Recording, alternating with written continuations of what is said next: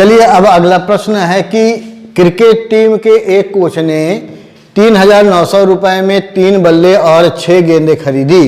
बाद में उसने एक और बल्ला तथा उसी प्रकार की 3 गेंद 1,300 रुपये में खरीदी।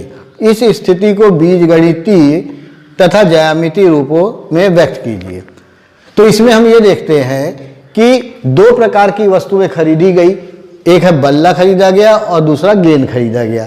तो हम बल्ले की कीमत को, एक बल्ले की कीमत को x मान लेंगे और एक गेंद की कीमत को y मान लेंगे। अब इसके बाद अब हम संबंध बनाते हैं। तो याद रखिएगा कि पहले लाइन में पहला संबंध, दूसरी लाइन में दूसरा संबंध हमको अक्सर मिल जाता है। अब यहाँ पे क्या बता रहा है, 3 बल्ले और 6 गेंद का मूल्य 3,900 रुपये है। यदि एक बल्ले की कीमत x रुपये है तो 3 बल्ले की कीमत 3x रुपये। इसी प्रकार 6 गेंद, एक गेंद की कीमत y रुपये है तो 6 गेंद की कीमत 6y रुपये। अब दोनों को जोड़ देंगे तो कितना आ जाएगा, 3,900 रुपये आ जाएगा। ठीक है, तो यहाँ पर एक समीकरण हमारा ये बन गया। अब यहाँ पर देखिए कि ये 3 है, ये 6 है, ये 3,900 है। अब ये तीनों संख्या 3 से कट जाती है तो हम इसमें यदि 3 से भाग कर देंगे तो ये हमारा सवाल और छोटा हो जाएगा।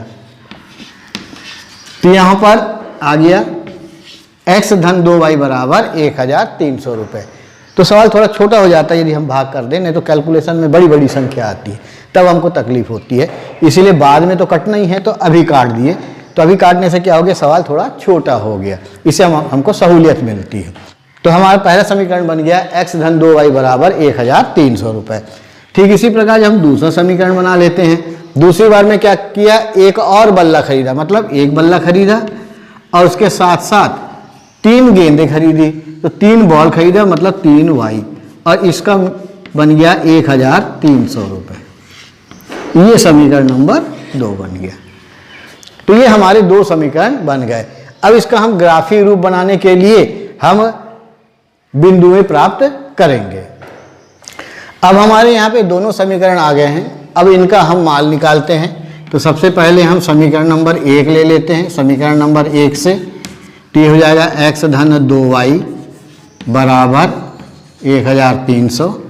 तो यहाँ पे 2y को पक्षांतर कर देते हैं तो x बराबर 1,300 माइनस 2y। अब यहाँ पर हमको y का मान रखना है। y का मान 1, 2 मत रखिएगा, सीधे सीधे, क्योंकि यहाँ पर 1,300 है तो हमको उसके हिसाब से संख्या रखनी है ताकि हमारे ग्राफ में आ जाए।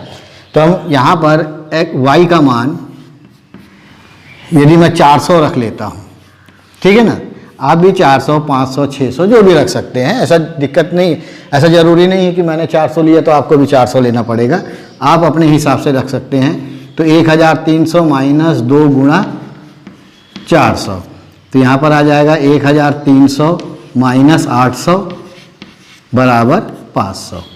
मतलब y का मान हमने 400 रखा तो x का मान कितना आ गया, 500 आ गया। ठीक इसी प्रकार हम y का मान यहाँ पर अब हम रख देते हैं 500, तो x का मान आ जाएगा x बराबर 1,300 माइनस 2 गुणा 500। तो x बराबर 1,300 माइनस 1,000, तो x का मान आ जाएगा 300। ठीक है, तो यहाँ टेबल बन जाएगा।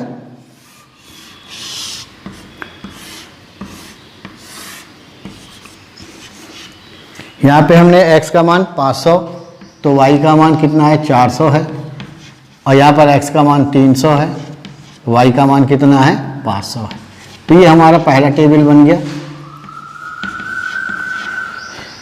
तो इस प्रकार हमारा ये पहला टेबल बन गया। इसके बाद हमको दूसरा भी बनाना है, तो यही बना लेते हैं, जगह भी है यहाँ पर। अब आप लोग क्या है कि स्क्रीनशॉट ले लीजिएगा, मैं बार बार नहीं बोलूँगा, क्योंकि बार बार एक बात बोलने से थोड़ा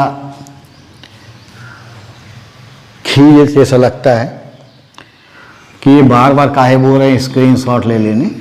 यदि आपको समझ में आ रहा है तो स्क्रीनशॉट आप ले लें। अब यहाँ पर हमने 3y को यहाँ पक्षांतर कर दिया, y का मान रख देते हैं, तो वह y का मान रख देता हूँ 300, ठीक है। तो x बराबर 1300 माइनस 3 गुणा 300, तो यहाँ आ जाएगा 1300 माइनस 900 बराबर 400 आ गया, ठीक है। अब इसी प्रकार हम y का मान, अभी हमने 300 रखा, अब हम 400 रख लेते हैं ना, 400 रख देते हैं, तो x बराबर 1300 माइनस 3 गुणा 400, तो हो जाएगा 1300 माइनस 1200 बराबर 100। तो यहाँ पर हमारा टेबल बन गया। तो यहाँ पर हमारा टेबल कुछ इस प्रकार से बनेगा। तो x बटे वाई, x का मान 400 है, y का मान 300 और x का मान 100 है, तो y का मान 400, ठीक है। इस प्रकार से हमने दोनों रेखाओं को प्राप्त करने के लिए दो दो बिंदु प्राप्त कर लिया है। अब इसके बाद हम बनाएंगे इसका ग्राफ। तो चलिए आप भी ग्राफ ले लीजिए और उसको बना के देखिए। तो ये मेरा ग्राफ तैयार हो गया है। आपको ग्राफ कॉपी में इसको बनाना है, याद रखिएगा, तभी आपका क्या है कि ग्राफ सही आएगा। तो यहाँ पर x में 500 और y पे 400 है, तो x पे 500 यहाँ और y पे 400 यहाँ पर। अब दोनों को मिला देते हैं तो कुछ यहाँ पर बिंदु आएगा, ठीक है। तो यहाँ पर हम इसको लिख देते हैं 500 400 500 400 बिंदु। फिर इसके बाद दूसरा बिंदु है 300 पर 500, तो यहाँ पर है 300, ये है 500। अब हम इन दोनों को मिला देते हैं, तो यहाँ पर मिल जाएगा ये 300 पे 500, ठीक है ना। अब ये दो बिंदु हमको मिल गए। अब इन दोनों बिंदुओं को मिलाकर हम रेखा बना लेते हैं। तो पहली रेखा हमारी ये बन गई। दूसरी रेखा हम देखते हैं 400 पे 300, x पे 400 है और y पे 300, तो दोनों मिलके कुछ यहाँ पर आएंगे, ठीक है। तो यहाँ पर 300, तो ये हो जाएगा 400 300। और दूसरा बिंदु है 100 पे 400, तो यहाँ 100 है और ये 400 यहाँ पर है, यहाँ पर बिंदु आएगा, ठीक है। ये 100 400। अब इन दोनों बिंदुओं को मिला के रेखा बना ले। तो ये पहले रेखा का जो समीकरण है ये होगा x धन 2y बराबर 1300 और दूसरी रेखा का समीकरण x धन 3y बराबर 1300। तो इस प्रकार से ये ग्राफ और ये सवाल कंप्लीट हो जाएगा। चाहे तो आप इसको कॉपी में नोट कर लें, फिर उसके बाद हम आगे बढ़ते हैं। अब तीसरे नंबर का प्रश्न है 2 किलो सेब और 1 किलो अंगूर का मूल्य किसी दिन 160 रुपये था। एक महीने बाद 4 किलो सेब और 2 किलो अंगूर का मूल्य 300 रुपये हो जाता है। इस स्थिति में बीजगणितीय और ज्यामितीय रूपों में व्यक्त कीजिए। अब तीसरा नंबर का प्रश्न ये आपके लिए होमवर्क है। अब समीकरण कैसे बनाना है ये थोड़ा देख लीजिए, उसके बाद ग्राफ आप ही बनाइएगा। तो यहाँ पर दो प्रकार के वस्तुएं हैं, एक है सेब और दूसरा है अंगूर। अब दोनों का वजन जो है वो केजी में दिया हुआ है। तो यदि हम मान लेते हैं कि 1 किलो सेब का मूल्य x रुपये और 1 किलो अंगूर का मूल्य y रुपये है, ठीक है। अब यहाँ पे जो पहली लाइन है उसमें ये कहा गया है कि 2 किलो सेब और 1 किलो अंगूर का मूल्य 160 रुपये था, ठीक है। तो 2 किलो सेब और 1 किलो अंगूर का मूल्य 160 रुपये है, तो इसका मतलब क्या हो जाएगा 2x धन y बराबर 160। अब दूसरी लाइन कहता है कि 4 किलो सेब और 2 किलो अंगूर का मूल्य 300 रुपये हो जाता है, ठीक है। तो ये बन गया पहला समीकरण, ये बन जाएगा दूसरा समीकरण। किंतु यहाँ पर देखिए ये 2 से कटता है, ये 2 से कटता है, ये 2 से कटता है, तो इनको 2 से काट दीजिए।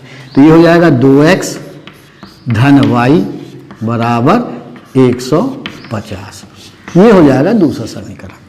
तो ये बीजगणितीय रूप मैंने बता दिया है। अब थोड़ा सा मेहनत कीजिए और इसका ग्राफ रूप आप बनाइएगा, और आपसे बना कि नहीं बना ये यस या नो में मुझे कमेंट करके बताइएगा।